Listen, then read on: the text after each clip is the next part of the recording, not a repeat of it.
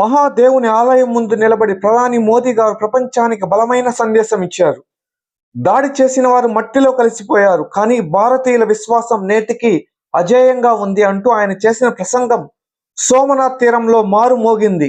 సోమనాథ్ ఆలయంపై గజనీ మహమ్మద్ దాడి చేసి ఈ ఏడాదికి సరిగ్గా 1000 సంవత్సరాలు పూర్తయింది.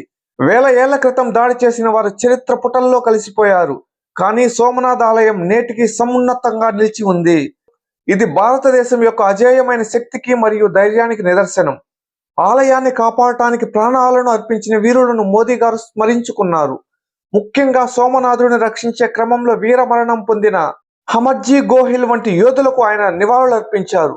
మన పూర్వీకులు తమ విశ్వాసం కోసం, మహాదేవుని కోసం సర్వస్వాన్ని త్యాగం చేశారు. వారి వల్లే ఈ ఆలయం నేడు మనకు స్ఫూర్తిగా నిలిచింది అని ఆయన కొనియాడారు.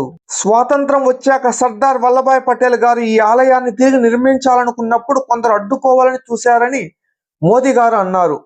భారత తొలి రాష్ట్రపతి డాక్టర్ రాజేంద్ర ప్రసాద్ గారు ఇక్కడికి రావాలనుకున్నప్పుడు కూడా అభ్యంతరాలు వ్యక్తం చేశారని, అదొక బానిస మనస్తత్వం అని ఆయన విమర్శించారు.